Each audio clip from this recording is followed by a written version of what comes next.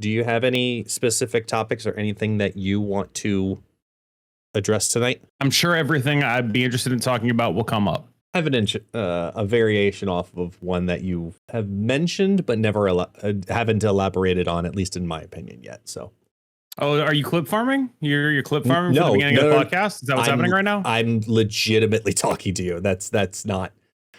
God damn it, dude. No, I'm not. You would know if I'm clip farming you. Are now. Like it's already like you realize that it's already happened, right? Like. That's what you're putting at the beginning of the podcast. That's been decided for you. You were clip farming. In retrospect, no one will believe you otherwise. I don't believe you right now. This. No, I don't believe you right now that you were doing it. I can actually prove to you that I wasn't, but okay. My little notepad on screen that I have of things that I want to talk about. Show me. This screen. There. Say. Okay. I guess my question is, would you normally have clip farm for an opening to the podcast on your notes? Like, I'm failing to see how this proves anything. I wasn't. Jesus Christ. I wasn't clip farming. I was legitimately talking. I'll leave that up to the viewers. I don't even know what I was going to say if I was going to try to clip farm you. Later that same evening. Anyway, just in the context of boomers getting one-shotted by like AI scams, all true, but at least they have to be targeted. Several days later. The goal of all businesses is to create a subscription service Nigerian print scam. A Nigerian print subscription service. It is the goal of all businesses. I would like to provide as little as possible to you while receiving as much as possible in return. Talk about, generation gap. Yeah. No one sends those anymore, but boy, are there a lot of prediction markets. Yes. Sure, a lot of those. I see those all the time now. Like those new apps where you can bet on just like anything that's happening in the world at any point. Like what dress color will this be? Now you sound like you're doing now. I feel like you shouldn't say that because now you sound like you're doing an ad. No, read. I'm. Oh my God, those new apps are so horrible. They let you bet on anything in the true, world though. at any point. They're so horrible. Oh my God, they don't talk. Oh my God, now you like it's just your natural mode. You can't escape it. This is why when people call you a shill, they don't get it. No one's paying you to say that. You just said it. I'm just saying it because I'm trying to talk to you. You're built for it. You're built Ford tough, name drop intentional. They paid me $500 for that. Good to know. I'm glad you get the whole $5. Great. At my expense. Oh, yeah. Awesome. Oh, yeah. You better put all of that in. You don't have to put it at the beginning, but you better put all of that in. The longest pre-intro ever.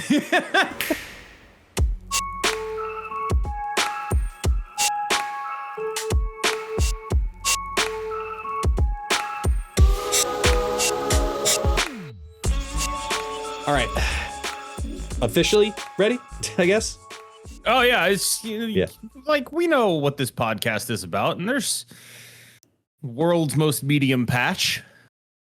Yeah, that's fair. Yeah, we can go right into the world's most medium patch. I mean, I do think, like, legitimately, though, that there is one of the changes that is quite significant comparatively to all the others, but that's also saying something. That's like looking at someone who's got a B when everyone's scoring a D. You know what I mean? Nightcrawler, I assume.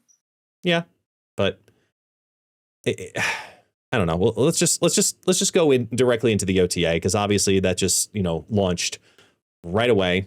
A couple of hours ago from the time we're recording this, and we'll open up with Chamber because it's the top of the list, and it's another one of those changes that was just incredibly deserved, but also meaningless. Right? Yeah, this is like adding a point of power to Mobius, or Morbius, I should say. Yeah, it's like exactly. You've changed absolutely nothing here. Yeah. This entire patch is just like, here are 10 directionally correct changes, all of which add up into 5% of the metagame being different than it was before, and 0% of your deck building decisions being different than they were before. Because it's like, well, okay, 2% of your deck building decisions being different than they were before. Right. So Chamber is perfectly the exact same card it was before. Nothing has changed about any decision you will make involving this card. any deck that was already playing Chamber will continue to play Chamber. It will be a 2/7+ in whatever deck that you're trying to put it in. That is the line, and it is not about the number that is the baseline on the card in the top right corner. It has nothing to do with that. It has everything to do with the text, which, by the way, I have run into this recently, and I think it's like really important to point this one out. People might need to reread Chamber, because I have seen a concerning amount of posts recently where they're like, I didn't have cards in my hand. Why did Chamber gain power? A concerning amount of those posts. So just a reminder, just in case, if that question would occur to you, you should reread Chamber. It's fine. We mostly can't read as card gamers anyway. We're not expected to by the majority of the community to also read cards alongside them, because it's an incredibly meaningless change, but it's kind of the most namesake change, like, out of all of them. Even though a newer card, you know, Shang-Chi 2.0 was also changed, it was the Chamber change. It feels like it's supposed to be the bigger change because it's a more relevant deck that you see that card more often, but they hit that deck in the worst possible way possible that they could have if they wanted to change the actual ramp deck itself. Like, if they wanted to have this actually be meaningful, they would have to probably take at least 2 points, potentially more, off of the card. Literally shaving one off, like you said, it's just, there's no reason for that to be considered a noteworthy change. Unlike the 10 rings, to me, where I do think that one is a little bit more noteworthy. I know we've talked about it, where the extra power to having that option in your hand is better, but is it enough to make it worthwhile? Because even before this today, on my climb on Tuesday and Wednesday, I was regularly still seeing the Quicksilver, Clea, 10 rings combos. I was still seeing it on ladder. I have no idea what to chalk that up to. I have not seen a single person play this card in however many weeks it's been since the week the card came out. Mm-hmm. I do not expect that number to change. I also just want to zoom out something real quick, because I think it's probably important to talk about at the top, which is I see things that are like, this patch was bad because it didn't nerf Star-Lord and Fang Foom. And I think we probably have to talk about that stuff at some point at this podcast, and it's probably more interesting to talk about it at the beginning. So that's fine. I am of the opinion that Star-Lord does not deserve a nerf currently. That is the opinion I am operating under. And I say this because I am in a very privileged position, because everyone at High Infinite is beating the crap out of the dude. Mm-hmm. But it's also because what he is fundamentally is Mr. Negative. And I really want to point this out for two reasons. The first is my Discord linked me a post of some guy on Reddit being like, Star-Lord is just Mr. Negative. And then the comments were like, you copy this from KM Best. And I just want to say, don't do that to people. He's right. He actually is right. And people need to hear it. I don't care if he got it from me and then said he came up with it. It doesn't matter. What matters is he's right. And people should hear that he's right. Like, that is a correct comparison. And if more people absorbed that, then I think a lot of this conversation would be a lot less deranged. Because I see genuinely some absolutely deranged takes on this card that are all, again, it's the same problem that Shola had, except Shola was actually kind of this, where the output is really obvious. And people are like, but look at how big the output is. Mm-hmm. And it's like, okay, leave. Don't stay. When they do their combo, you don't stay. Like, they have to play a specific card on turn 4 and then 2 more on turn 5. No one's even playing this card in a way that is like functional against the counters. They're just losing every time to Batroc with Daredevil and Cosmo. You just don't ever beat it. It's kind of unreal, like the amount that you just don't beat it. And Is it good that the metagame is adapting in this way, or like is forced to adapt in this way? I mean, I would argue no, but there's nothing about this card that is all that different from Mr. Negative. There is nothing I can push back there, though. Hold on. I can push back there. I think there's a major difference between Mr. Negative and specifically how Star-Lord is functioning. Two things are going to happen. One, time changes the value of this card. And two, Mr. Negative's major counter is something that is specifically board and hand wide covered in one card. Is that better or worse? Like, is it better for the game that there's a whole deck that loses to one card? It's the same argument as Luke Cage. I know. And I can't tell you if it's the right or the wrong approach. What I know is that it works. And right now, if you see because it happens whenever an affliction card gets released, right? An affliction card is a series 5 card in some capacity. It's the card of the week. What does everyone start doing? Affliction stuff. You want to counter it for that week, you start playing Luke Cage. We've had this talk before. And the same thing happens with Negative. Negative gets popular. Okay, Pixie gets popular. What do you start doing? You start playing Mobius. That's just what you do.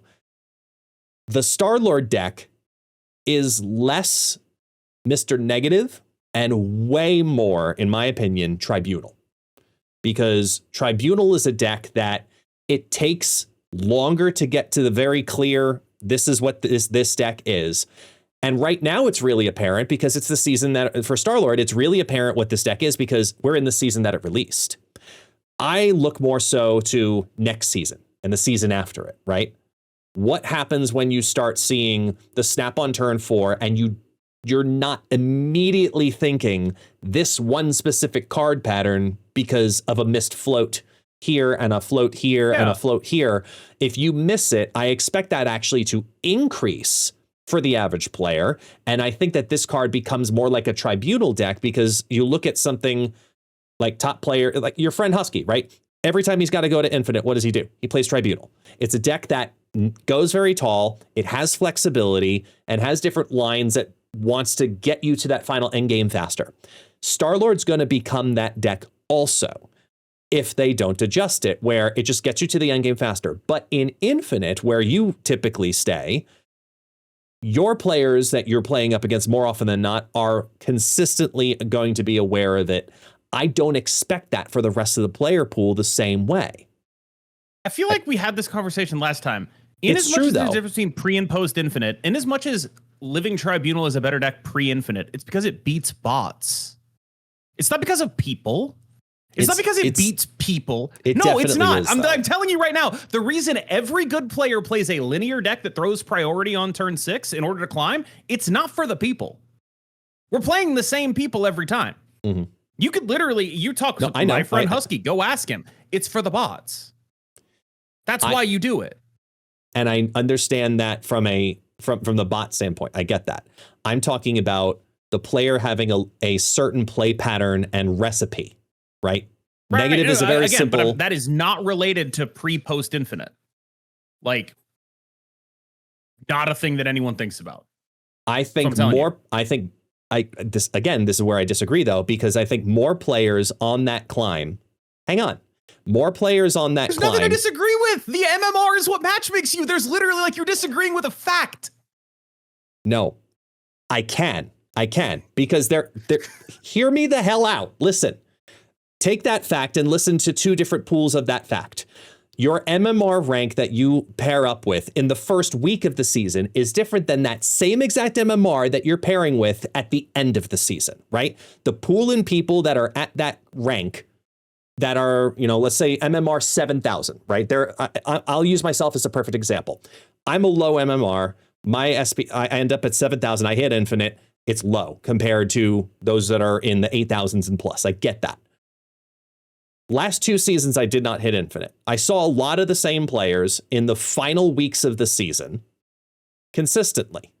But in the first week of the season, it's a different pool of players that I'm playing up against because those players are more that are climbing and go to Infinite. They go to Infinite and they don't push their rank to 7,700 every season because then they only drop to 72 and I don't see them anymore. That's not what happens. In the first 2 weeks of the season, that pool of players is different than the end of the month. Absolutely. What you are describing is only true because of the passage of time and you not climbing. Like, if you were to, let's say, front load your hours into the beginning of the season, you would. Like, when I play, MMR is high enough that it is the same people basically regardless. Right. But it's not like you're playing a fundamentally different player. It's like a slightly lower cohort, and I think people really overestimate, like, okay, the biggest factor in what you're talking about is that since you haven't hit infinite, you're playing other people in your bracket that haven't hit infinite, which usually would imply to me that it's just people that aren't playing as much but are still in that MMR bracket. And the reason you're not playing them at the beginning of the season is because they are not, like, logging on at the beginning of the season.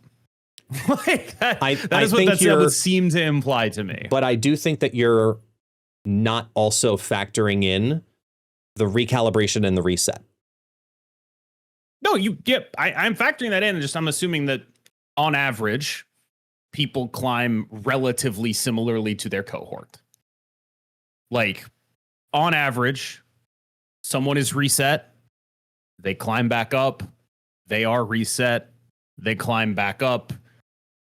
Maybe they don't after they make it to infinite, but even pre-infinite, it is counting your MMR, right? Like, you get reset, but your MMR is still changing based on what happens in pre-infinite. And my argument is that it would be unfair to compare this to Tribunal and say, like, oh, players just won't understand it, right? There'll be more value in players not understanding it. The lower down you are, the less likely a player is to understand it.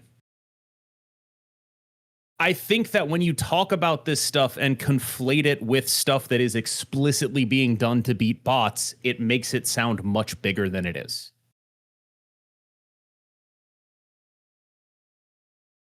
That makes sense? It does. It does.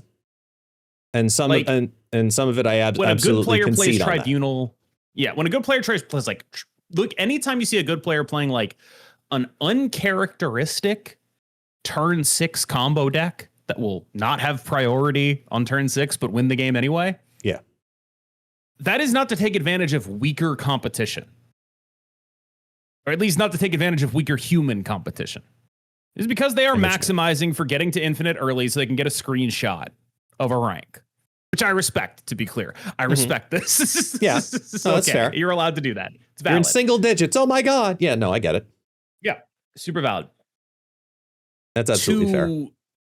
To take that and act like it is like a choice that is being made for people, I think would be conveying the wrong message to the people that are actually in a situation of playing a bunch of humans, you know? I don't want them to look at this and be like, oh, I should play Tribunal and beat up on weak players. Well, that's not why we're playing that.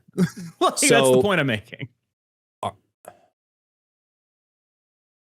So then describe for me better yet, describe for the audience then, and myself, the difference between someone playing the Star-Lord deck right now.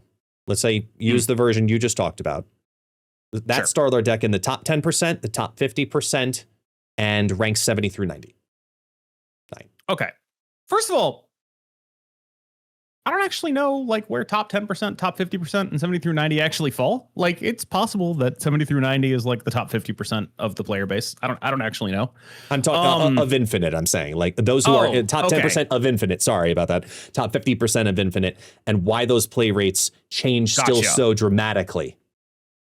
If you're in top 10% of Infinite, you spent the last 4 days getting hard countered, and you're probably seriously considering switching off of it or changing to a less all-in combo version. An example would be what Honifer is doing. Honifer a few days ago was like, I'm sick of getting countered. I am going to play a much more normal high Evo magic version of the deck. A much different kind of thing. And I think, Honifer's an amazing deck builder. That deck is, I think, kind of a stroke of genius. It's really good. And approaching it in that way, being like, okay, I don't want to go all in because everyone is countering that specific play pattern. How do I maintain the power of this deck while also not immediately losing every time anyone tries to interact with me, which is kind of what it's like. I think that's an amazing way to approach it. If you're running into it in high infinite, it's usually going to be someone with an actual angle on it, or someone who is doing something that is like so maximally stupid that they can't do it in any other shell.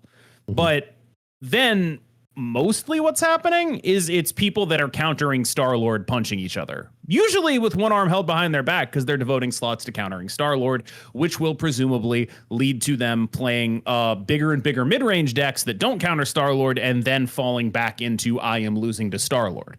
Very reasonable metagame flow there. My understanding of what it's like in top 50% infinite is it's that, but it's like 2 days behind.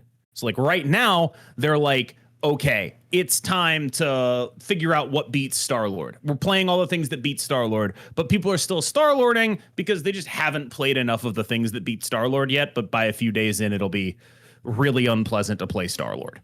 Yeah. My guess as to what it is like for a normal person is they're probably still getting Star-Lorded.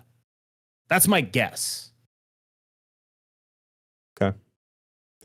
Because I know I can only speak from my own personal experience of pre and post and the amount of players that are teching for the counter in post are tremendous compared to those who are not teching for the counter pre. And part of that's just pool size. Yeah, I think it's just like small sample size variance. Yeah, exactly. Because it's the same group of people, I guess. I think you are largely correct that the longer you wait in a season, the weaker the people you play against are going to be. I think you are largely correct about that assertion. Like the longer you wait in pre-infinite, just the less people that are actually going to be able to be match made with you. Because if you normally hit infinite, so does your cohort, right? I buy that when it comes to like the weeks of the season. I totally buy that. I'm not sure I buy it a week in though, especially with everyone complaining about how hard the climb is. I feel like I kind of wonder if they didn't just like take all the bots out, like low key after 90. Oh, there's no bots after 90. Few. There's like none. And I kind of think that like people are like, oh, they made the climb harder. And it's like, kinda, but also like you're just not getting any free eights anymore. Like that's really what you're talking about. You get more in the 90s. You'll get it like if you lose 3 games in a row, you'll get a bot. You'll get a pity bot at that point. Yeah. But that's really like the only situation where I've quote unquote regularly seen bots in the 90s. But all of this, really stems this whole Star-Lord conversation again, where it's simultaneously a really interesting topic, even 3 weeks of talking into the card, the conceptualization, the execution after week 1, and now the execution after week 2, realizing the evolution of the card and the community sentiment of the card. And I want to kind of lean into that just as much, where how much of the hatred of this card is because it's a sandcastle card. I think a lot of the reason people hate it, and this might fall into your definition of sandcastle, you'll have to tell me, is because they can easily quantify what rules it breaks. I think people are very easily able to understand that it is unfair when my opponent has 20 energy. Yeah. And I think that like, it's not just that it's a sandcastle. It's that, a lot of good Marvel Snap cards, especially a combo card, are about breaking a rule. Mm-hmm. And it feels really unfair when it happens. But you have to do math to figure out how much energy the Mr. Negative cheated. Yeah. It doesn't just tell you, Right. Right. No, it's true. And this deck, it just tells you, like, here's how much I'm cheating. What up? I think that's part of it. And I think what's even weirder about it to me at least, what's even weirder about it is we never went through this with Symbiote Spider-Man Fallen 1. And when you end up with 12 energy on the final turn with that deck, people are like, oh, damn, that's cool, or less people are doing it. And then the Star-Lord season pass comes out and people get mad about it. And it takes more cards to do it and more hurdles to jump through to do it. And I wonder how much of that comparatively. Yeah, it definitely takes a lot more hurdles. Playing off curve, less power. Then you got to do the things on turn 5 and not get countered. Also, this card definitely takes a lot more hurdles. Off curve though, right? Like baseline is 11 energy. You have to get, if you want to get above that, sure, double up. But like, yeah, you can Fang Foom Juggernaut somebody just by playing the card. Right. That's true. I think that's also arguably a Fang Foom and or Juggernaut problem and or both. We've had a lot of those before. But like, that's fair. Yeah.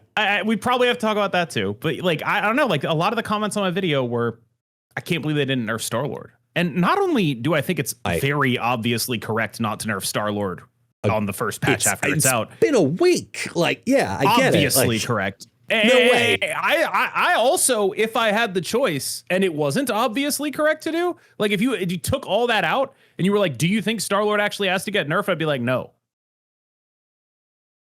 I can't say that he's ready to be nerfed at most. Yeah, and I think they might do that just to kind of appease the community at some point. But I agree with you. Not statistically, that's the wrong word. Logistically, it doesn't make sense to necessarily nerf this yet. But from a community sentiment point of view, to shave off a point of power, the first OTA after the season, I could see that. Yeah, I don't even think there would be a community sentiment buff. Like, I think this is one of those cases where if the card's actually not busted, if their stats aren't showing the card is busted, they got to hold their ground. They got to be like, you're wrong. Because I present you Sholau. Show the card is buffed. Sholau deserves another nerf. Sholau deserves another nerf. That card is still messed up. Like, but the whole Star-Lord thing. Oh my God. The whole Star-Lord thing is distracting from the actual season pass terrorist behind the hidden curtain, which is still Sholau and Batroc. Oh my God. Like, I can't stress this enough. It is so insanely funny that the exact solution to this deck was like, let me change the Batroc list by 3 cards. Yeah. Of course it was. What else would it be? That's what we've been doing for 6 months. What else would it be? Literally, what else would it be? Of course. Yeah. It's interesting to watch the evolution of what causes the community to uproar. And tremendous amount of energy. Yeah, I get that. That can cause uproar. But sometimes it does and sometimes it doesn't, as we have examples of. And then, did I lose to this? Okay, why did you lose to it? Well, because they did all this stuff. Yes. At the same time, just like when you're not having fun with the game, if you're not having fun with the game, take a break from the game. If you're not going to win turn 5, retreat. Like, just, you're allowed to say no. You're allowed to say no. You don't have to say, all right, fine, end turn 6, and then afterwards you feel like you need preparation H. That's not how this should have to be. You're allowed to retreat. You're allowed to say, I don't like this. You're allowed to say no. You're allowed to say delete. It's okay. You're cooking. You're cooking. I asked Iris. Iris is playing Sholau Batroc. I was like, Iris, what happens if you run into a Star-Lord? And she was like, I press the retreat button. Yeah. It's fine. I know we were talking OTA, but this is literally a perfect segue to something I did want to elaborate on with you with that, which is the value of turn 6 in this game has gone tremendously down. And that's something that I think that should be looked at, though, because when you do have cards like Star-Lord, it diminishes the value of turn 6. Because then the game just becomes, it's time to retreat. And we've gone through this before, and we've seen cards nerfed for that same reason, that turn 6 is no longer fun. The game devs want you to complete a match, and the players want to complete a match. When the game comes more into snapping is invalidated, or turn 6 is invalidated. You have to reassess, though. And through that lens, I could specifically justify a change to Star-Lord at some point because it nullifies turn 6. If there is anything noxious about Star-Lord, and I do think it's good that you brought this up, because there are, those things are play pattern and ubiquity. The fact that this is the season pass card, the fact that this is the card, like if anyone's going to get it, most people would. I don't know that it's a good decision to put Mr. Negative on the season pass. Seems like kind of a bad decision. Mm-hmm. Like just baseline. It's like, oh, okay, we got a combo card here. Well, what are people going to do in week 1? I guess it's going to be combo cards. That's great. It's going to be all about that. And 2, I think you could argue his play pattern is somehow the worst of both a Sarah deck and a combo deck. Where what sucks about Sarah is it's like, well, I'm going to wait until the final turn of the game and then invalidate everything on the final turn of the game. Have fun with that. And what sucks about a combo deck is you're just looking down the barrel of a giant gun pointed right at you and you're like, oh, I guess I have to leave. Yeah. This guy is both of those things somehow, where he's like, well, I don't do anything the entire game, but also I win. It's I don't do anything the entire game, but also on turn 6 you lose. Why does that exist? Like when decks are viable as 3-card winning combos, that's a problem. And if it becomes obnoxious without a counter, that's when it becomes dangerous. Like right now, there's a 3-card combo that's counterable because you just play Stardust and that's it. But I think it's incorrect to describe it as a 3-card. Oh, you mean the Hela thing? Never mind. There you go. Yeah, I was talking about the Hela thing. Yeah, specifically. Yeah, I mean, like, don't get me wrong. I will never defend Hela. Oh, no. What happened? But at the same time, you could, and you mentioned it yourself earlier too, there is a world where you can win a match by just playing Star-Lord on 5 into bad decision lane with a Juggernaut in it that you somehow win and Fin Fang Foom. Like that is a real way to win right now. Yep. I mean, it's like your B plan, but it'll work. Right. And that's something to be weary of. Sure. I mean, again, just a card I won't ever defend. Juggernaut. I know we're supposed to be like a little adversarial here, but you're saying too many things that are true, and so it's like I'm out. Like, I don't have. But do you know how rare that is that you agree with my point though? Like, I'm okay with that. For all once. You gotta do is be like, yo, this Hela stuff sucks. This Juggernaut stuff sucks. I'll be like, yeah. Like the thing is, I feel like I've been cast in this role as like the Star-Lord defender. I hate the card. Like, I think this card sucks. I just don't think it's nerfable. Like, I think everything about him sucks, though. I don't think that the card necessarily needs a nerf right now, but I just worry about the overall impact it has on the game, not because you as a player don't know how to retreat from a situation, but because of why you have to retreat from that situation. Right. Is it a good idea to make a second Mr. Negative deck? Like, what percentage, like, when you think about, like, what is an acceptable percentage for Mr. Negative to be, right? Oh, yeah, it's a 50% I don't know. Deck. Yeah, like, what, but, like, what percentage of your metagame? Oh, sorry. How many Mr. Negatives are you willing to tolerate? Yeah. Yeah. How many of them are you willing to tolerate, right? And if this guy is basically just doing the same thing, it's like, okay, now we've gone from 5% of the metagame being this sort of very binary I do nothing, then win. Well, now it's like, you know, even if it falls off, we're talking 10%, 15% of the metagame is now that. And that is meaningfully impacting my play experience. Like, if this card, like, I think what you're speaking to is like going forward, people won't be playing as many counters and there's just going to be a lot of like, gotta leave to this. And that's, I think, super valid. Again, like, there's not really anything I can say that's like arguing against that because it's Mr. Negative too, you know? Mm-hmm. Like, they made another card that was Mr. Negative. And that means that there's now going to be more Mr. Negative in the game functionally. And it's like, okay. What surprises me is that we didn't see it like that going into it. And it took us, as a community, it took us about 24 hours to go, oh, this is a problem. Because it was very clear weird. This is the best combo to do. It's like, all right, we try the cute thing, we try the Evo thing, that works. All right, let's try the holy combo, and oh my lord, there's no other reason not to do another version of this, right? Okay, cool. Let's focus on that when one. When you say the holy combo, I just want to make sure you're not talking about Hela, right? No, I'm talking about the four card package. Yeah. So you're looking Grandmaster, the Absman, Zola, Zola, I think was the big one. Yeah, Zola's like, another topic too, but. Yeah, oof. people got to the they got to the Absman Grandmaster pretty fast. Yeah. But I feel like the deck didn't really come into its own until Zola showed up, which is like combination combo piece and payoff piece. Yeah. Because like you'll do Zola for your combo, but then also you can get the 13 energy, go Fang, Foom, Zola. Mm-hmm. Or you can win a shocking amount of games just like waving out a Fang, Foom and playing Arnim Zola on it. Oh, yeah. Like a shocking amount of games. Mm-hmm. Like you can just, there's just a whole lot of games you can win doing that. Yeah.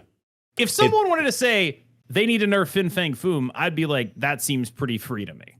Yeah. Take a couple points of power off that guy, pretty free. I'm glad you said multiple, because I agree with you. He's got 7-9 written all over him.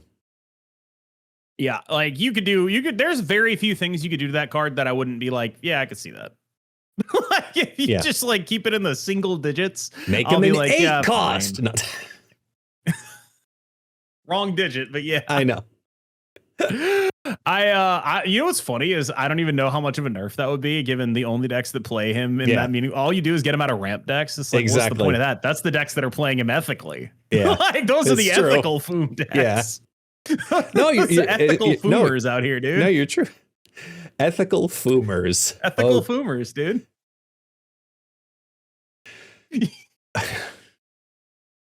I remember when we started talking about the unethical OTA Fooms here, forever ago. Yeah. There's no unethical Fooms here. We don't do that here. No ethical Fooms. No unethical Fooms. True. Only unethical Fooms being a big part of the metagame. It's bad. It's true. Yep. Okay, so on to kind of wrap the Star-Lord piece a little bit, keyword a little bit on this. Community sentiment is very clearly, all over the place when it comes to the card, both for a variety of different reasons, whether it be considered pay to win, whether it be irrational amounts of energy, I think if there's anything that you and I both agree that the community needs to take from this conversation, it's that it's a chill pill. It happens, if it happens to you, leave and move on. If you can't counter it. And I think it's reasonable for the community to be like, that sucks. What are you talking about? Why do No. Right now, in this current moment, that's the answer. If that's still the answer for another 7 weeks, okay, we got to reapproach this now. Because now that's what I'm alluding to earlier of saying, like, how bad is this overall for the entire play experience? If this is still oppressive, then I do expect next season for the card to reduce in play rate like it always does with the season pass. But simultaneously, I also agree with you that come March, if you look at the play rates of Shu Lao, and correction, the win rates of Shu Lao decks versus Star-Lord decks, I think Shu Lao is still going to be higher. Oh, yeah. I want to throw some numbers at you.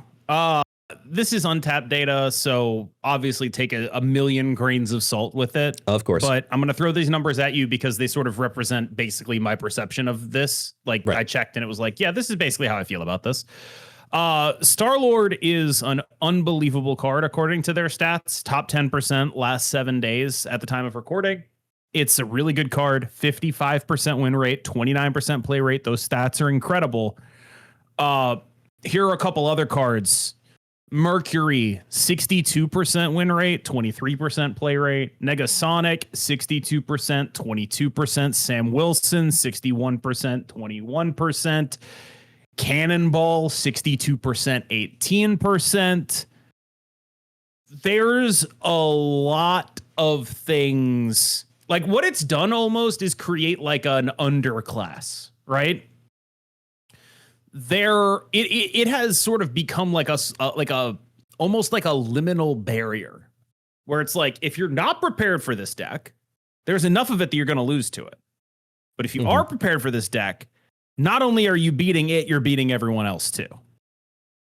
And that's sort of the position that like a Batroc deck has found itself in, the Aurora deck has found itself in, the Doom 2099 stuff has found itself in, as just like, as long as you have like something that could conceivably cope your way into making them not snap you guaranteed. And that could be anything. Yeah. Daredevil, any kind of like good Cosmo play with that Daredevil, Super Giant, which actually got buffed with Nightcrawler today. Like Cosmic Ghost Rider. As long as you have like a fig leaf for this guy, yeah, there are going to be games where they snap you and bully you out, and there are going to be games where they snap you and they die. And that's really all you kind of need. And then you can just play your normal ass mid-range deck. And that is like the big thing to me, is that right now there is only one vaguely plausible metagame like that is interesting in this entire game. And for some reason it is Top Infinite. Top Infinite seems to be the only place where it's like gotten to this point where everyone is countering it. Normally there's really not that much of a difference. This is one of the few places where like the difference is really pronounced. Yeah. And I think it's because, oh, go ahead. No, I was going to say, and that's because, and to pick up where you left off, you figured out the counters and you're tired of playing against the deck and you're already playing the counters. Meanwhile, a large majority of the community still wants to play the deck, or they finally got access to the deck and now they're playing the deck. Or the deck is so powerful that why would I do anything else? And that's their impression of the deck.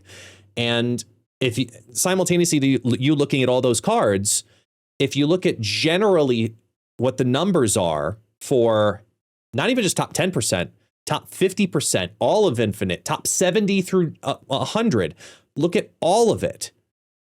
In there, you basically see two decks.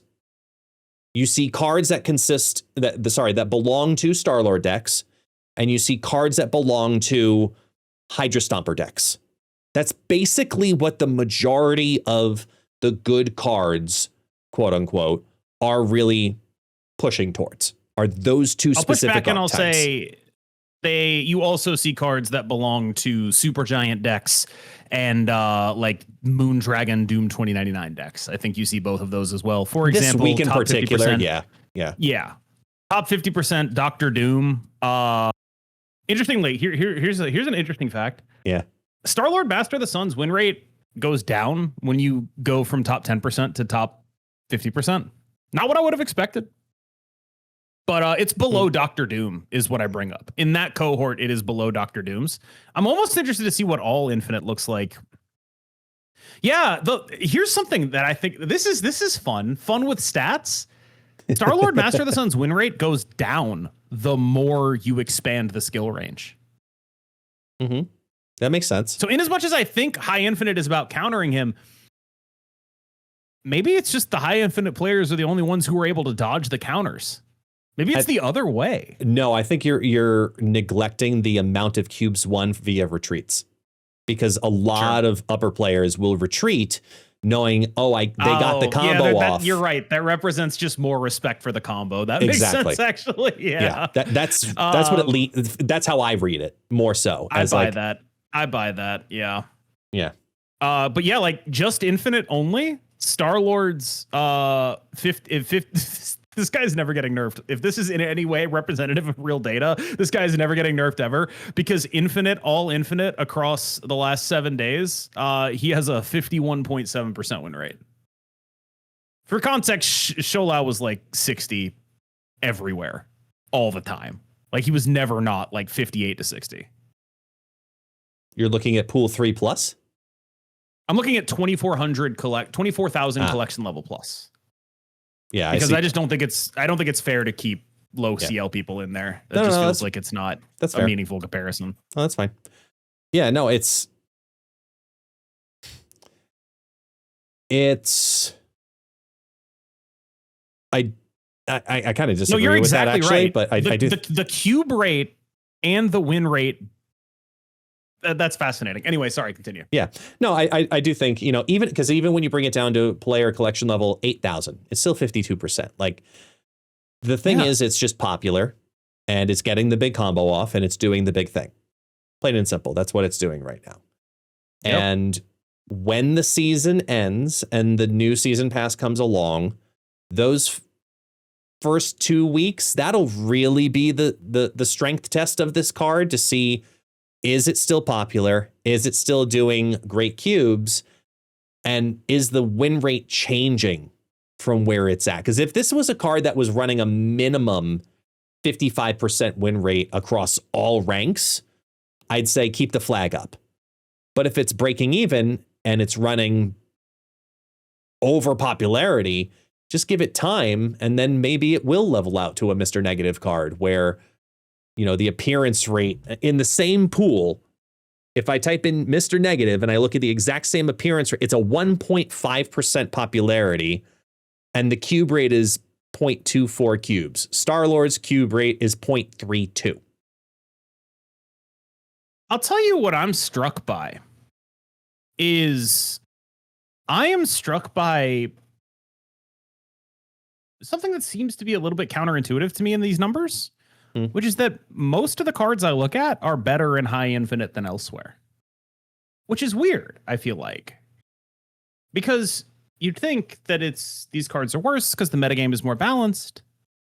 But it seems like, you know, I mean, maybe it's just like a sample size thing. Like, you know, last month, Shulao decks were a like large percentage of the lower ranks. And then in high infinite, people were diversifying a little more. So they had a more intense and devoted piece of representation. Right. But I am interested in what would cause a trend like that. Obviously, I can't really account for it. I don't know why that would be. But both Star-Lord and Shulao were, I should say, I looked at the last 30 days data, better cards in high infinite than they were elsewhere. And with Shulao, I think that kind of makes sense because he wasn't really counterable. Like, he just kind of was the thing to do.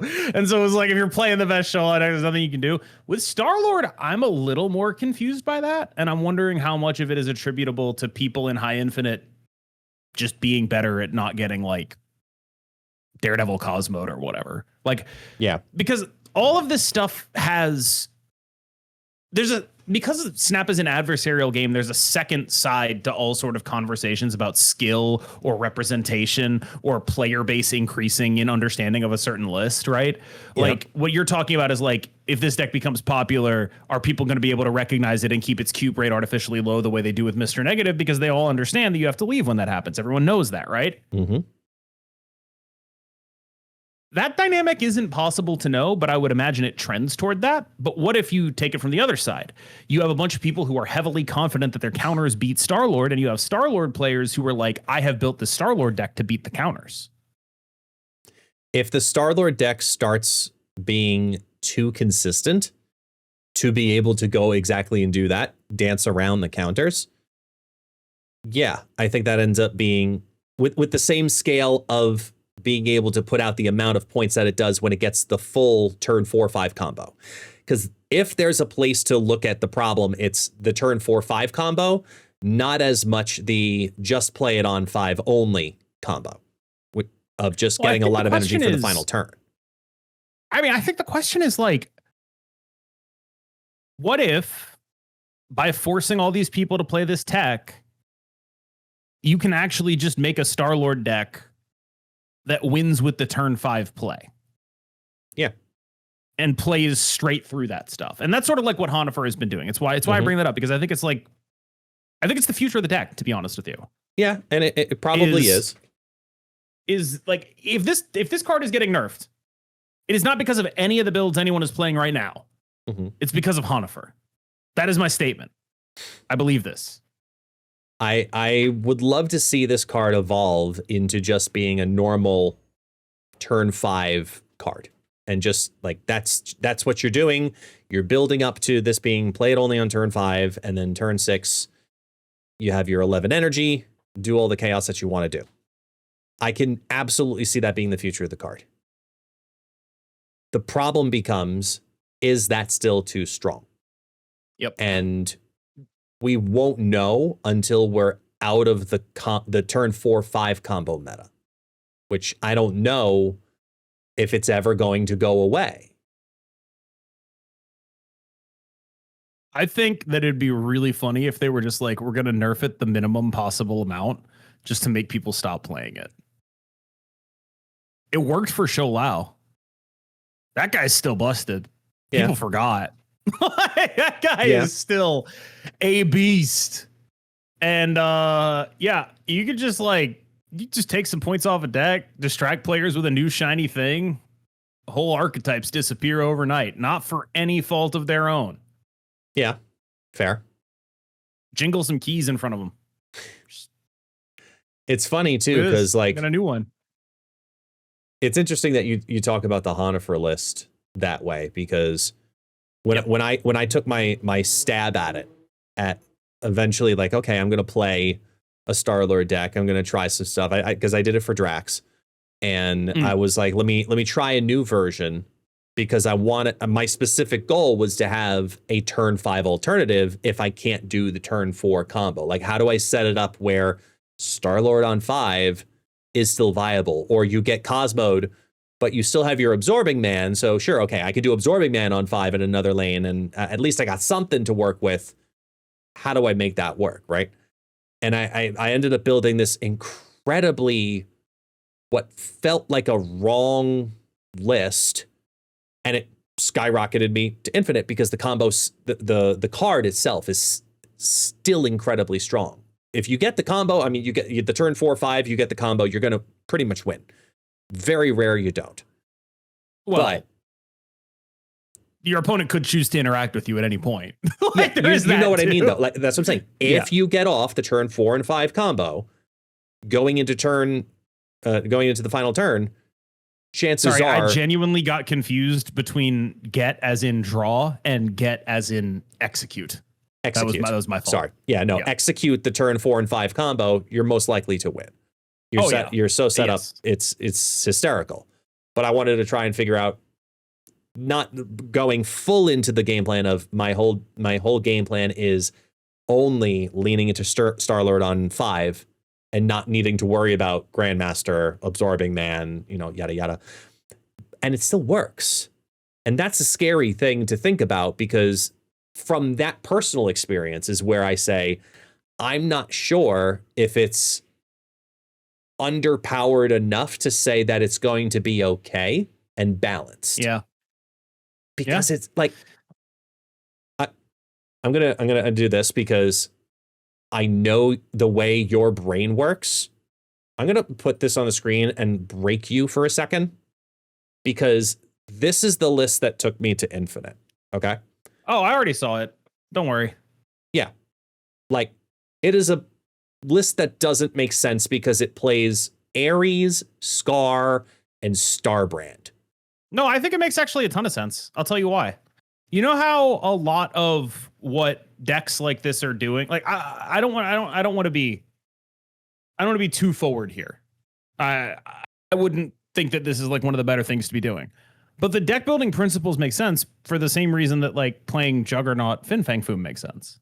Where it's like, okay, either I'm going to have a zillion energy and I don't give a shit that my Scar is 7, right, or I need a bunch of really efficient things to go along with my other things. And so I have Starbrand and Ares to be like really efficient, and then I play one of those alongside a Fang Foom with my 10 or 11 energy, right? Like it's the exact same principle. Like that's insane. I get it.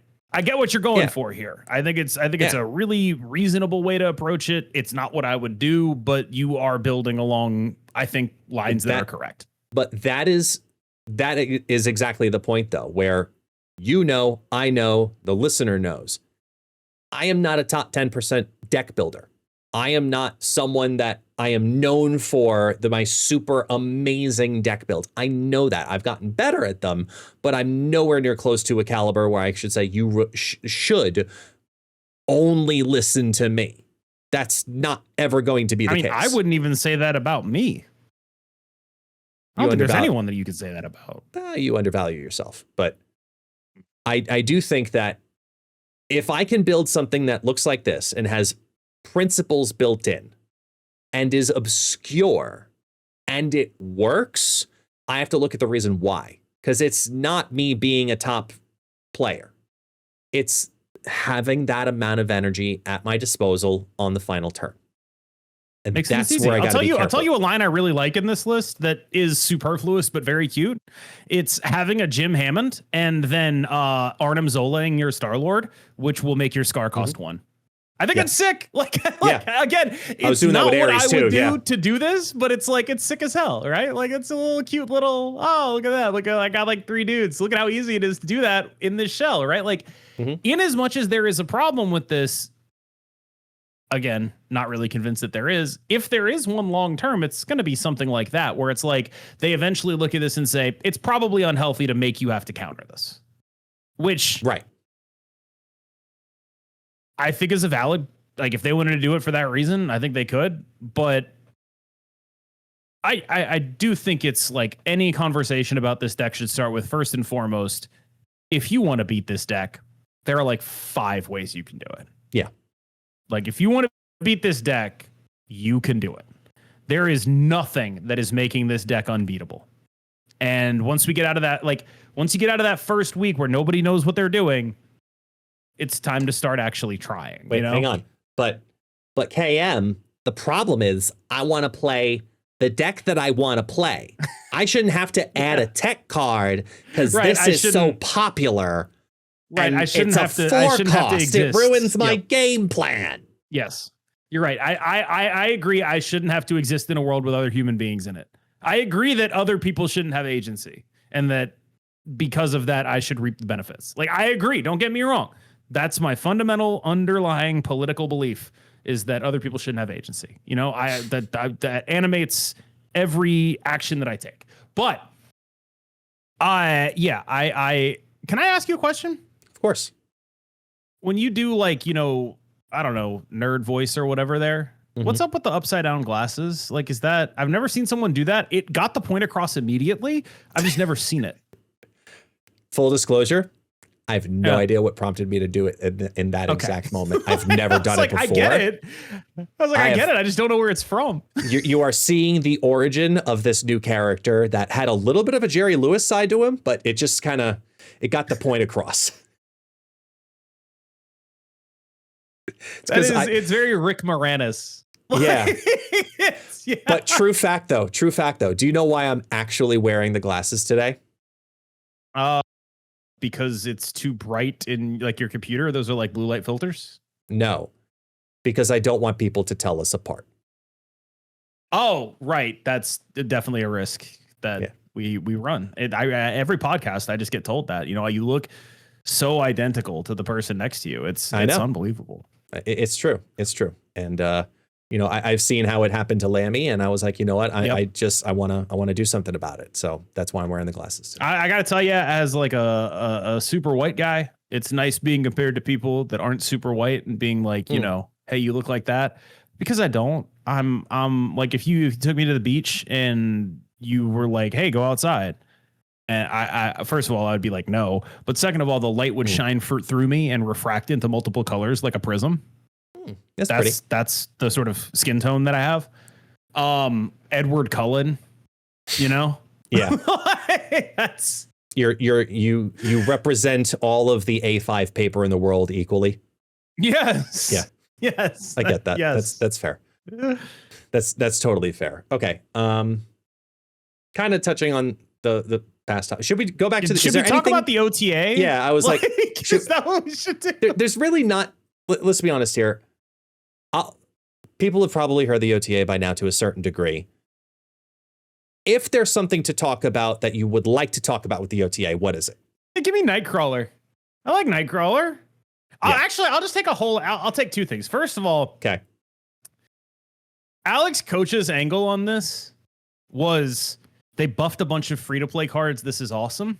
And I just want to say that's so beast mode. I like, sometimes my position and like my audience sort of locks me into being like content pilled.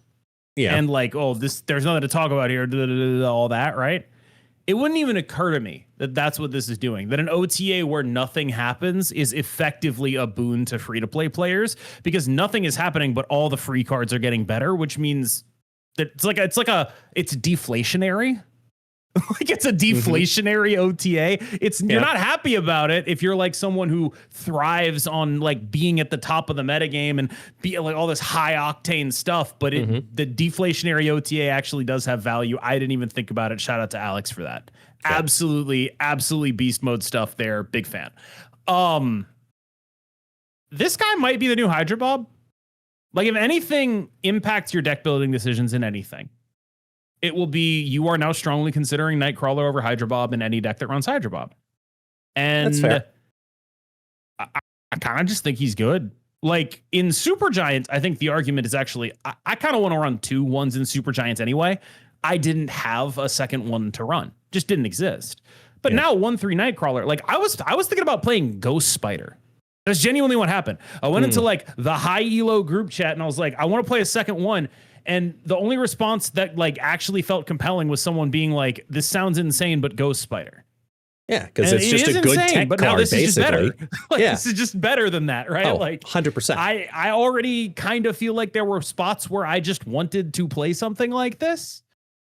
And like maybe you're taking, you're playing like Iris's Sholau version of Batroc. You need a lot of ones. This guy's a good one. He moves. Like it's really like it's like I don't know. I almost feel like if any change in this patch is like meaningfully impactful, it's gonna be this one. This is like a guy that also Jeff found dead in a ditch. Yeah, that was one of the things I was gonna say is poor Jeff. I mean, he's been through the ringer at this point, and man, he's ready to go on the wall. Just like put the hook in him. He's done. Like it's really bad. Are you implying we're trophy hunting Jeff? Yes. Are you implying?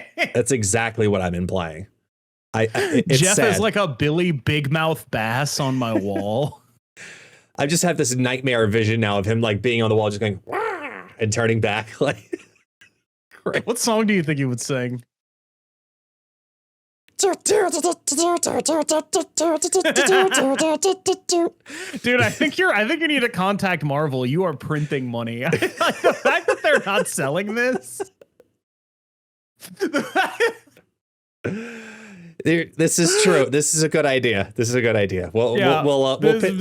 as the $1 million idea. Yeah, we'll pitch it as the official first, hard merch toy of Marvel Snap. That'll be what we go with. You gotta bring this to Brady, dog. You gotta fire this one up the chain. Oh man, but for real though, with the thing I wanted to actually say with Nightcrawler is that it is a really meaningful change, because I know it sounds even more bizarre, but we're starting to see Elsa Bloodstone kind of make this little secretive comeback, where you're starting to see her again.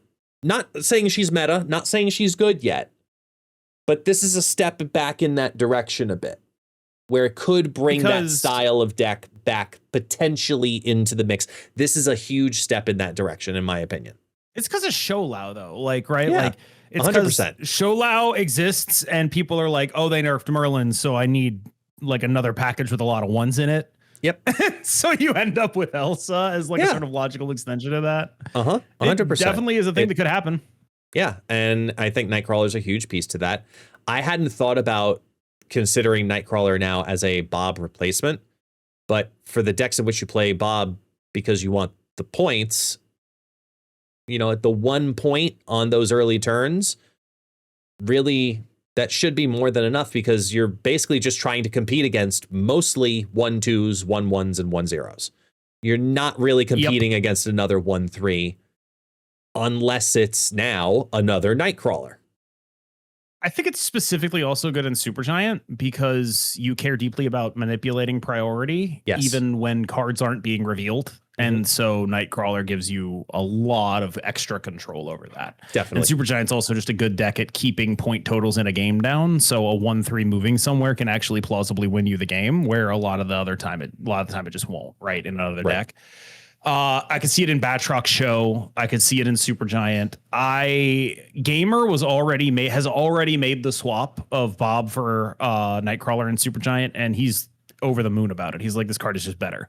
So That's not what I expected. I expected it to be 1-drop 2, which is how I'm going to be approaching it. But this could be an actual impactful change for like a relatively small amount of people, because it's not like this is metagame defining, but you're probably going to see Kurt running around. Yeah. And I think it's deserved. As we slowly start seeing more and more of the ones, you know, getting up to the 1-3 threshold and normalizing that a lot more. Why can't they ever get Mantis right?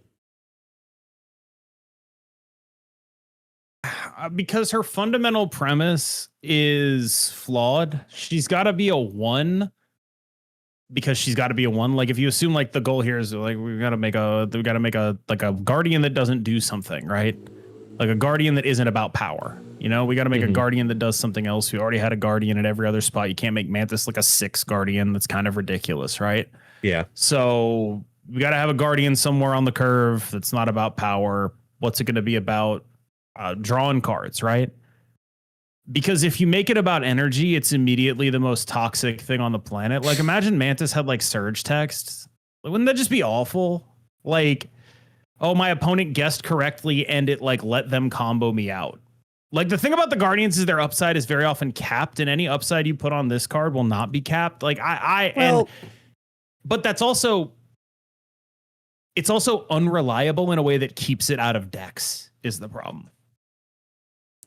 I think it could justify itself, because it's funny you say the energy thing. It's the only thing I've ever thought of for this card outside of, you know, taking a variation of this exact card and just say, oh, and then give it +4 power to keep it Guardians themed. Sure, whatever. Even Mirage it. Yeah, exactly right. Mirage the card.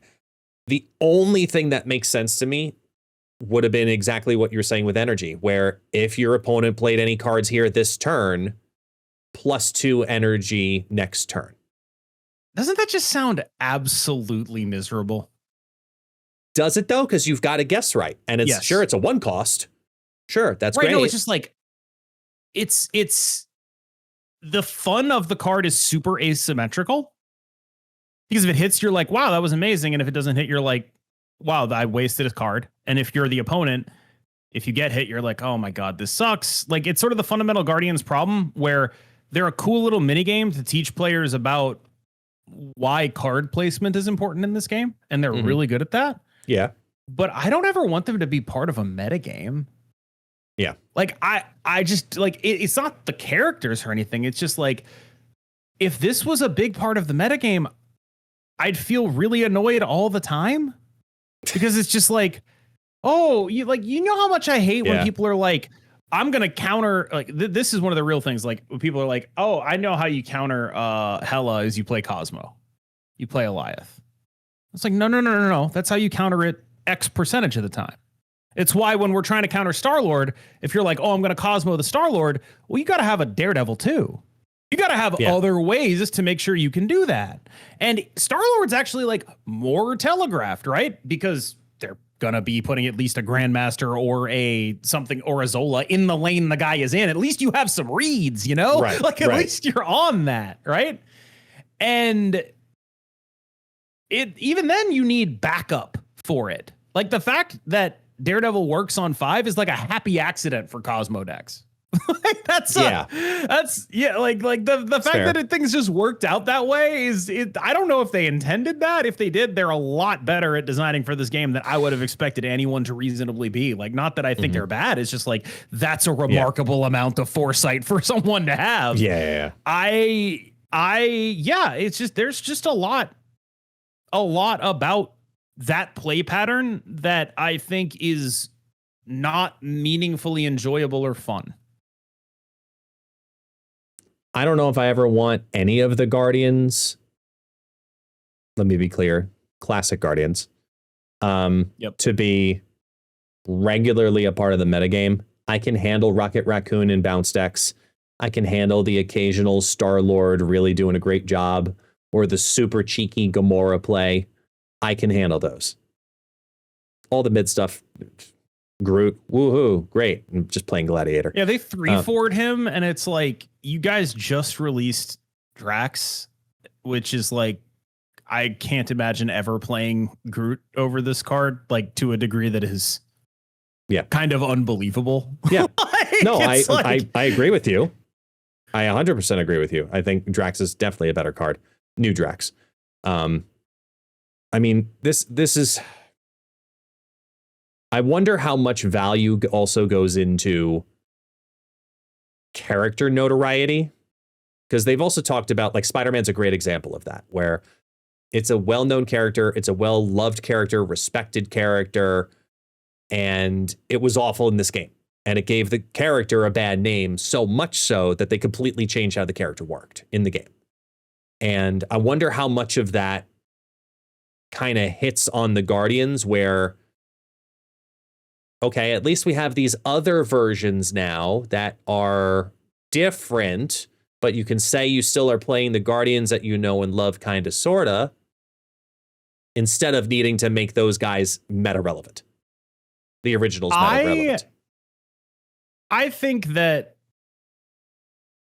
people bring up that Spider-Man thing like it's precedent sometimes. You know, I'm using it as example, not baseline. I know. It's just like, I think this is an important point to make, not like specifically saying this is you. Yeah. But like, I'll see people bring up like, you know, here's another card that's miserable, that's popular. And I just feel like it's important to drive this point home. Spider-Man is one of one popular. He is the company. This is not, there is no second Spider-Man. That's the guy. Like, it is a much bigger problem if a DC game has a Superman that sucks ass than if they have, or if they have a Batman that sucks ass, than if they have a Martian Manhunter that sucks ass. And yes, Martian Manhunter is a big deal. That's a guy that matters. Yeah. That's an important member of the Justice League. There are multiple spinoffs. There are good comics with him. Green Lantern, all of it. None of them are what Superman, Batman, or Spider-Man is. Zero. Oh, yeah.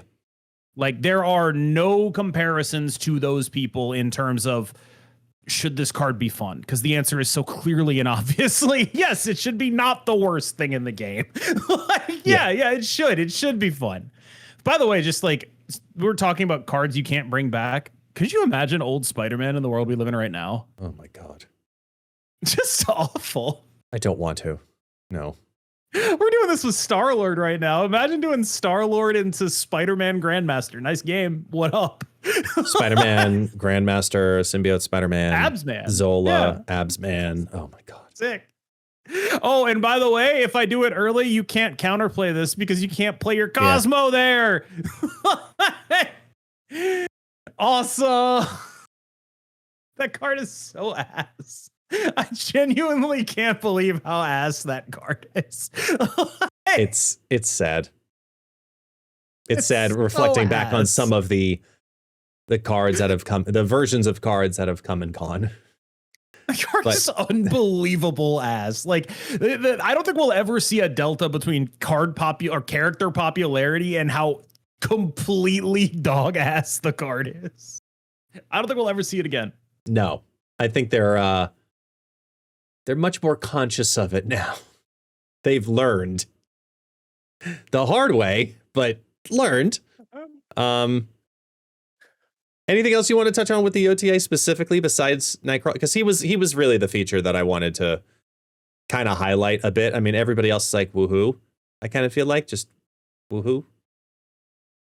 I just really wanted, like, I did the coaches shout out. I just think that's like one of those things that's probably lost on people like me and my audience, where it's like, these are actually kind of okay.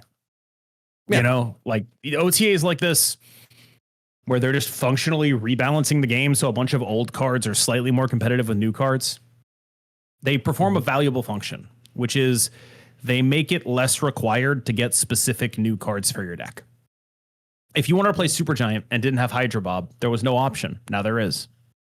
True.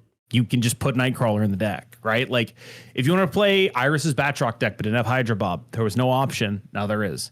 Bringing these cards that are like second choices closer to being actual second choices, creating actual options for people that are legitimately solid budget replacements, that is good OTA work. Genuinely. Like, when I talk about this as a deflationary OTA, that's what I mean. There are more budget replacements for cards than there previously were.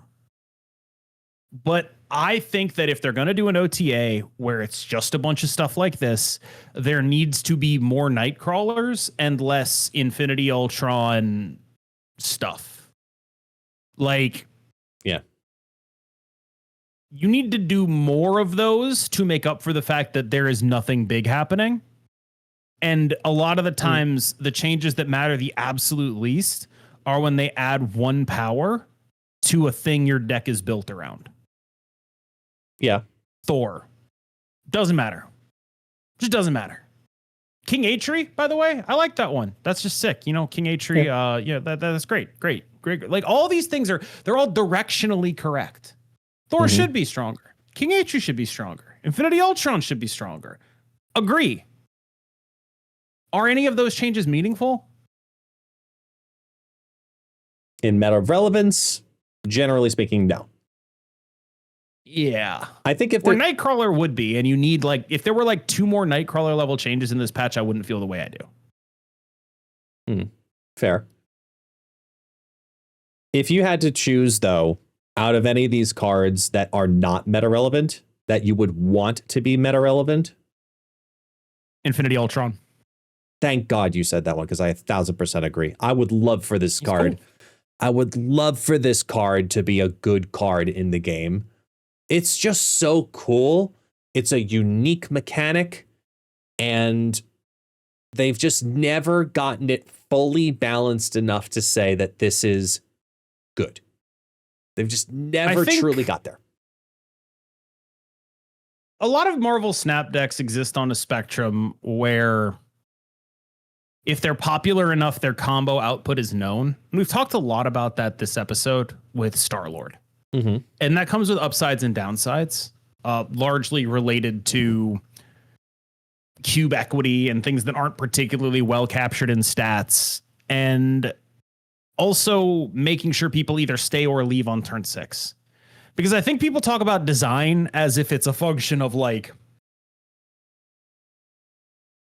as if this isn't the product of humans, which is to say, I don't think when they designed Star-Lord, they thought they were making a card that was a factory of turn 5 retreats. I don't think they designed it to be that way. Of course. I think that it became that way in large part because of its own popularity. That's why it became a factory of turn 5 retreats. Because it was forced to keep getting bigger and bigger and bigger until we got to these maximal combo versions. And that's how you beat the mirror, and you're doing your combo and they're not doing their combo and they lose. And because you're building to beat the mirror, you go bigger and bigger and bigger forever. And then people are like, hey, wait a minute, you lose to a supergiant.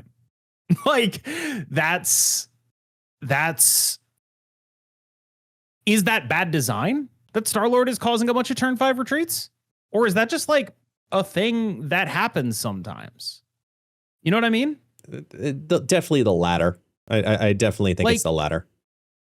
It's one of those things that's really striking to me is whenever a card gets good enough, people are like, this is bad for the game because it's forcing a lot of retreats. And it's well, it wouldn't be if it wasn't played so much. And I do think a part of that, though, is why is it causing the turn 5 retreat? And the reason that Star-Lord causes the turn 5 retreat is because there's so much unknown and such a heavy advantage that it's beyond balance, beyond slightly imbalanced. It's one thing to have a Wiccan advantage. You're going in and okay, turn 4, it happened. You've got the advantage for the next 2 turns, and it's noticeable, but not detrimental.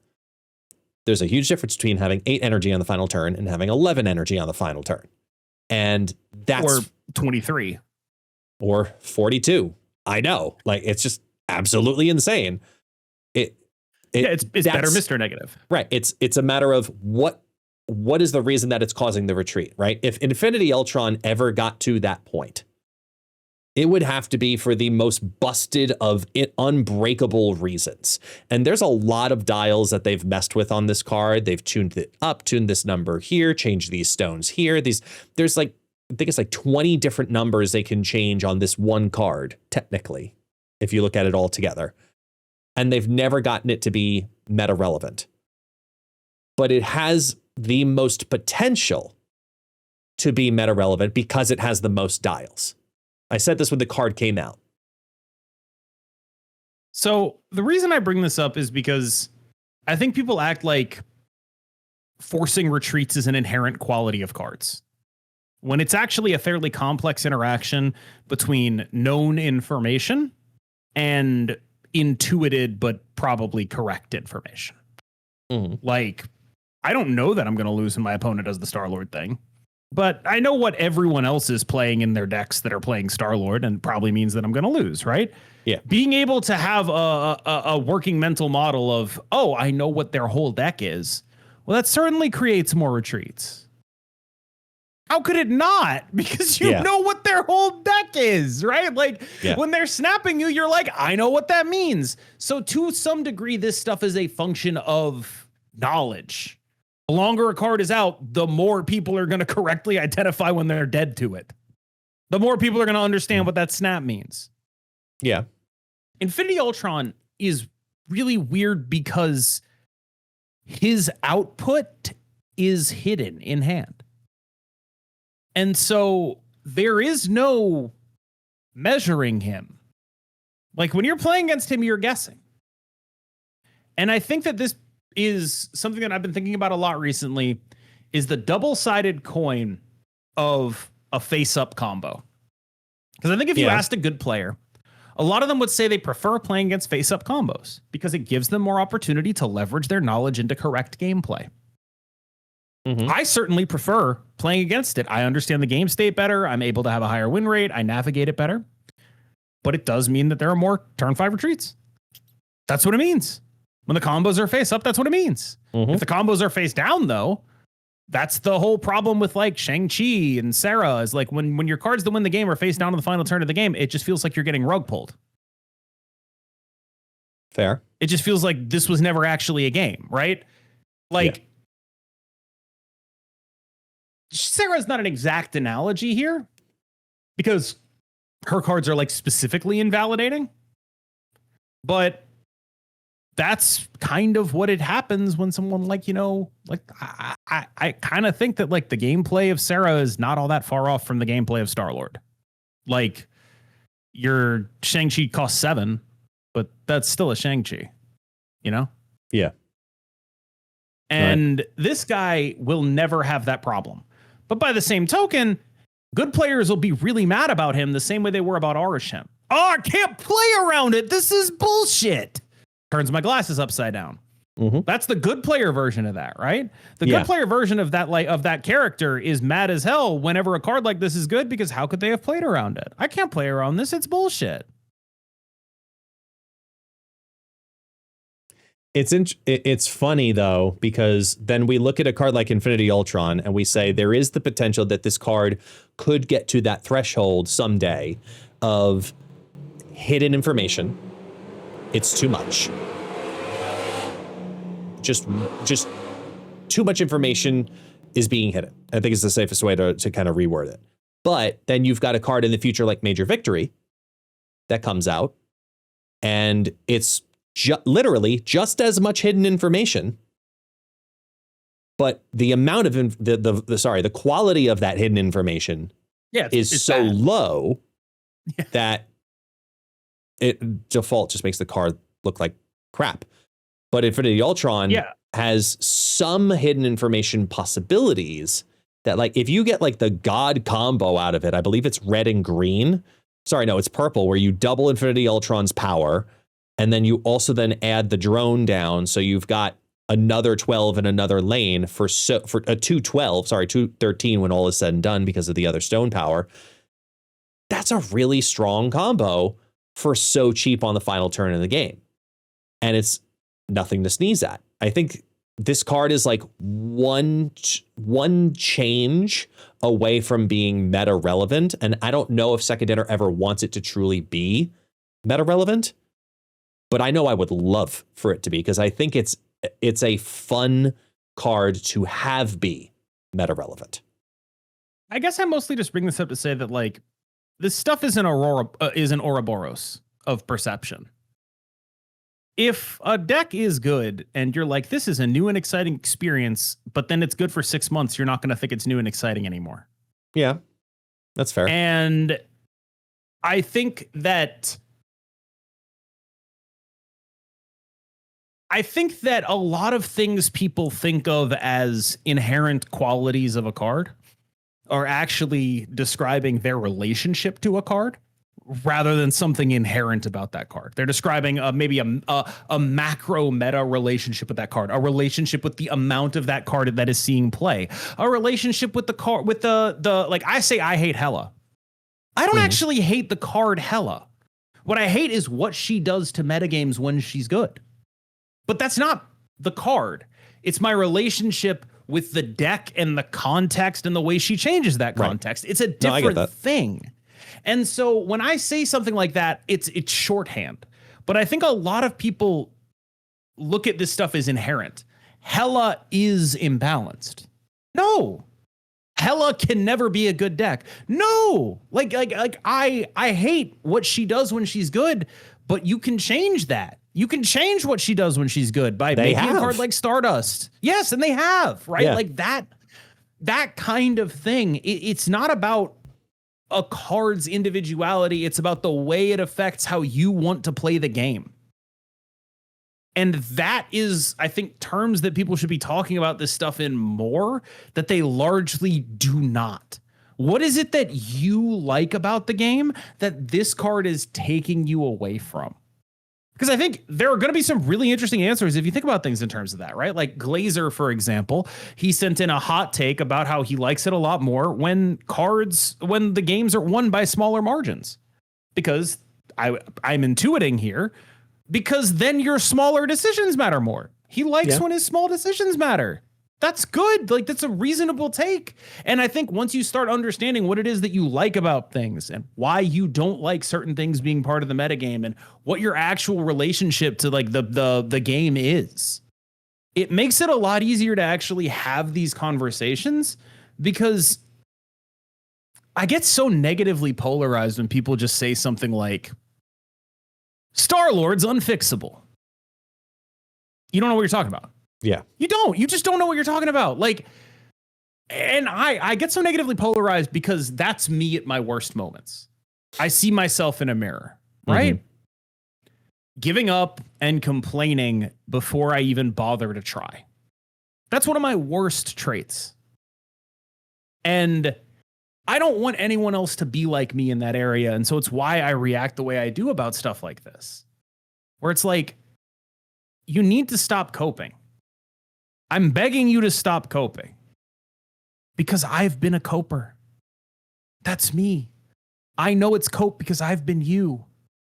You accept the Lord, you know? You've coped and felt. Yes.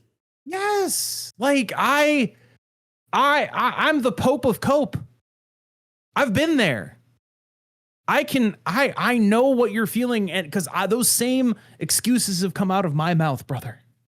Those same excuses come out of my mouth. Like I really like, I'm like exaggerating for comic effect, but like I said, I've been bad at card games way longer than I've been good at card games. Yeah. And I said all that shit. And even today, sometimes in my low moments when I'm mad, I still say that shit. And I'm like, damn, that's embarrassing. And I'm a dork ass loser for saying that. I need to be better. Like, that happens. And I think that the Star-Lord thing has really sent me to a place that I don't love, where it's like, I guess I'm just sort of sick of anytime a card is good, it's like, oh my God, I can't believe they ruined the game. God, they ruined the game, dude. There's also different value to different types of good, if you will, right? There's supplemental and diverse good. Like you look at something like a Sam Wilson. It's a good example of that. You look at something like a Surge. You look at a plug and play style good, right? Then you look at archetype good, right? Like you could justify that Bullseye in a way is archetype good. It is a good card for that archetype. Then there's plug and play too good. And that's where I think a lot of people look at this, because it's also not just plug and play too good. It's combo, you lose. I think on it's top of archetype that. too good. I think when you play against Star-Lord, you're playing against a certain type of deck. It's an archetype. It takes I would rather play Star-Lord than Wiccan for 2 energy. Just instead of needing to play Quicksilver and Domino, makes 1 or 2 just along my normal gameplay, the 1 or 2 small concessions automatically happen. And I don't even have to deck build for it. They just happen. That's just what it is. I floated 2 energy by accident, and okay, there we go. It's My not a argument huge is that's deck just building not concession. meaningfully happening. Like, but what percentage could. of Star-Lord decks? But what percentage of Star-Lord decks are that? Like, in the world we live in, Star-Lord is an archetype. At the moment, it defines its own archetype, but it is. Honifer. It's the beginning. It's the Right, beginning of seeing again, that evolution of that part of this villain's story, where it's it not then gets competing with grounded. Wiccan, though. It's not competing with Wiccan. Like, is it better than Wiccan? Yeah, but Wiccan is bad for reasons that are all its own, you know? Mhm. That's I agree. That guy's got his own problems. There's a lot of commitment. I get that. That's what I'm saying. The plug and play ability of this card for if you just want to get an easy way to say this is quick energy without needing to put 2 to 3 cards to make the energy combo happen. Okay, that's a way to do it. That gives me +2 energy without having to try hard. Versus, I would not recommend anyone do that. I wouldn't either. Let me be clear. I'm not recommending that idea at this time. We could get to that point someday, but I'm not recommending it at this time because that's not the most optimal way to run the card. It's an option to run the card. Best way to run the card is to build it into that specific game plan, because you can still get around it even if you don't execute your full game plan. Yeah, like I think you're miscasting the Honifer deck here. The Honifer deck is still skipping every turn. Nobody is or should be playing this card for 2 or 3 or anything like that. Like, this is... I think it is much more accurate to refer to this as an archetype than it is to refer to this as plug and play. This is way closer. I would agree with that right now. Right now, in this current metagame, that is the case. I think full stop. I think there's a world where that changes. Well, I shouldn't say changes. I think there's a world where that evolves into an option. I do see that action. World. I'll take that action. What are the stakes? Give me stakes and odds. I'll take that action. I'll take the other side of that any day of the week. I will. You give me a time limit, stakes and odds, bro. I've got a Nigerian Prince app for you, dude. Yes. I am in. No, I bring this up to say that, like, but both of those are flip aroundable, right? Because I think one of the things you learn doing content on the internet is if you put things in certain lights, a lot of things are true, right? Like, here are 2 sentences that I think I could reasonably argue in different contexts. All right. Sam Wilson was less of a problem than Star-Lord because he was fundamentally doing smaller stuff across a wider variety of decks, which meant that he commonly saw a bunch of play, yes, but also that a bunch of different decks were good because of him, which is good. Second sentence. Sam Wilson is a worse thing for the metagame than Star-Lord because you had to have him in order to play any of the decks. His metagame share was 50%. That's absolutely ridiculous. If I wanted to play ongoing, I had to play Sam Wilson. If I wanted to play move, I had to play Sam Wilson. You could make either of those arguments and both would be true. And I think that it's up to us to recognize that when we talk about stuff like this, is that this stuff genuinely is always two-sided. Oh, it yeah. actually is. Not to be like, oh, I'm in the center. Everyone who believes something is wrong. You know, if you believe something, you're an idiot. I cleverly believe in nothing. Like, not to be that guy. Like, because I do think that, like, there are situations where you have to make the call. To be fair, you did go on a rant the other week where you just straight up said, if you believe this, you're an idiot. Quite repeatedly. You need to be able to say that. Like, this is my thing. You need to be confident enough in what you believe to actually say what you believe, because there will always be a way for someone to flip those words and make the argument the other way. Mm-hmm. So if you want to believe something, you don't just bring words, you bring examples, you bring evidence, you talk about this stuff. But it is really easy for someone who is good at words to talk long enough that everything they start saying sounds true. And that's so subscribe to this podcast. Why? Thank you. I was going to say your channel, but sure. I mean, you can say the podcast too. That works just as well. Subscribe to this podcast. That's what I do. No, I just like, yeah. Also, there's this thing that's been happening recently because I've become, I don't like this. I've been sort of made the face of like Star-Lord is an okay card on Reddit. It happens. And I don't love it. Because I still do think, I think right now there's no justification to nerf him. But I want to be clear, there's certainly a world where like the Honifer deck breaks out and it's like, all right, we got to get rid of this shit. Like it is entirely possible that there is a Star-Lord deck that can cut through these counters. It is entirely possible. And I also want to be clear about that. If a deck starts cutting through these counters, it's over. It's over. We're out of shit. We're out of stuff to do. If the Star-Lord deck starts beating the counters, we're done here. Like that is nerfable. I just don't think it's gotten to that point yet. But if that starts happening, we are actually in trouble here. And the metagame is everything everyone has been saying it is. Right now, you can't beat like Gene Cosmo. You're 0%. And I think that will roughly be true the rest of the way. But if that's the only one that holds up, that's a problem too. That's a lot to go out of your way to beat a deck. It's a lot. Two slots in a deck just for that specific combo. Yeah, I mean, I'd agree with that. To be clear though, it is legit 0%. Like a lot of times card gamers would be like, this is an 80-20 matchup and it's actually like 60-40. It'll be like, oh, it's 0%. It's actually like 90. I've never beaten that. With Star-Lord versus Jean Grey Cosmo? It just hasn't happened. Actual 0%. I've never beaten it. Cannot do it. No deck that has played Jean Grey Cosmo has ever not kicked my ass. So like there are things, and having it be that polarized is another argument against Star-Lord. Why are his matchups so polarized? Why do they make Mr. Negative 2? Why are the play patterns so lame? All that's super valid. Real critiques, like they should nerf him because he sucks. I'm listening. But please talk about it in terms of like what I talked about with Hela. This is what he's doing, and this is why I don't like it. All right. Because I don't think what he's doing is being busted so much as sucking.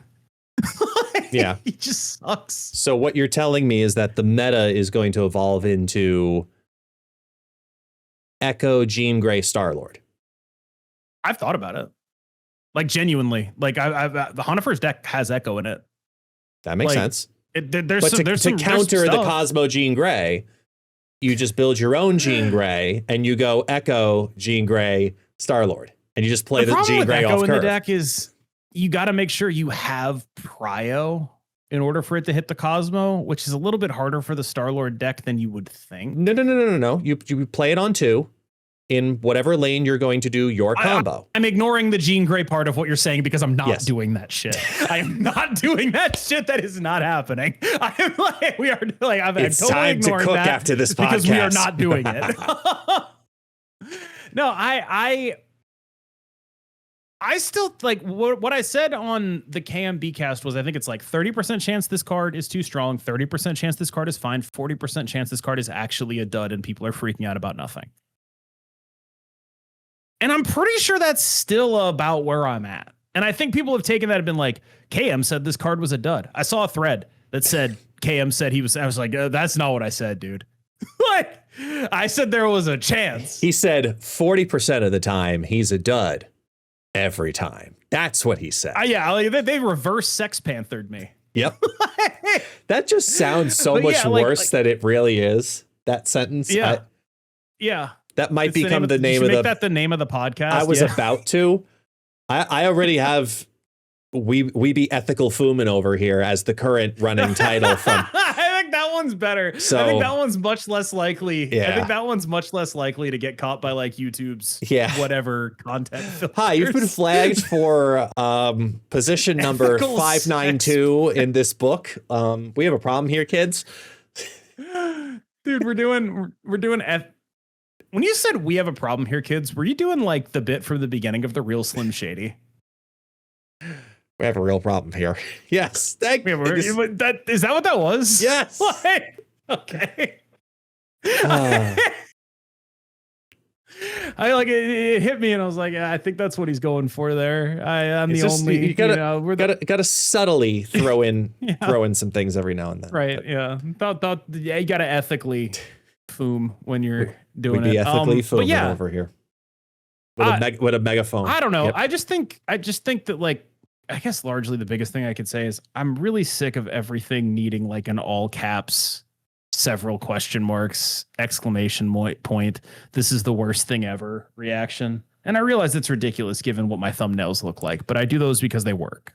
I was going to say your title of the video that just came out for the OTA was what the fuck with, I think 4 of those in there. Like it was 2. It was question mark, exclamation point, weakest patch ever. Yeah. Shameless plug. Yeah, no, it's. I know. I don't like it that I'm incentivized to do this that way. Oh, I hear you. You know, and I try to be nuanced about it and understand stuff like this. But I tell you, like every time I wake up, I go onto the comments of my video. It's an OTA video. 40% of them are saying, "I can't believe Second Dinner didn't nerf this."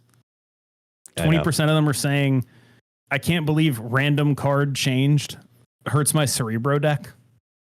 True. That one pisses me off so bad. But there's so many like, Cerebro 3 cards now. Like, that's the thing. That's the thing. Like, you'll get a comment on every video. One of the first 10 comments on any OTA video is like, the Cerebro whatever in shambles. So I can't believe they did this. It's unbelievable. So for the first time, the cards have power. They're gonna change. The power in your cards is gonna change. Speaking of which, have you seen the guy who got the Marvel Snap card tattooed on his body with cost and power? Yes. He got Bullseye tattooed on his body at 3-2. I want to make it the official mission of this podcast to get Bullseye buffed. Totally unrelated. I think Bullseye should be a 3-3. I think this is my honest opinion and is in no way impacted by how funny it would be for this guy to have to get a new tattoo. Oh, man. And for those who are listening, this is a real thing. It's the Dan Hip, right? No. Is it the Dan Hip variant? Yeah, I think it's the Dan Hip Bullseye. He got the text and the stat line on him. Yeah. Now, I don't know if this is a real tattoo. It could be AI. It could be Sharpie. I have no idea. My instinct is that it doesn't really look like what happens when you get a tattoo, which is normally like it's like a little bit wrapped up in plastic and there's like some red stuff on it. I have it on the screen for the video, but yeah, it's the Dan Hip. Yeah, it like I would give it a decent chance that is a fake tattoo. I would like to hope but so. But just on the off chance that it is not, I think Bullseye should be a 3-3. The funniest thing about the tattoo is the fact that he has the text of the card also underneath the tattoo of the card. So it straight up says activate, discard. They're all 3 lines of text. So even just one little change to even that little tiny text, not even the big cost and power, screw that, but just the little tiny text, the whole thing's invalidated. I just thought it was really, it was a choice. Should I show you my tattoo of Hela? Well, that's all the time we have today, folks, because I don't want to know where that tattoo is. Yes. No. It's a full chest piece. The 6 and the 6 are both located, like her stat line is located right on my nipples. I'm not ready for this. I'm so not ready for this. Oh, I honestly sometimes wonder what your editing process for this must be, where it's like during the podcast, you take notes where it's like, here's where KM said ethical fooming. Here's where KM said nipple Hela tattoo. I should get piercings. This could be like the 0s and the 6. Please do not turn yourself into a his and her I'm towel kidding. display. I already have piercings. Oh no. We've learned too much now. I need to call HR. This. I'm done.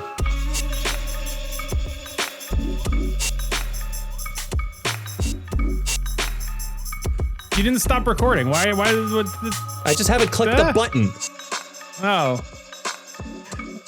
About to get fucking clip farmed again, dude.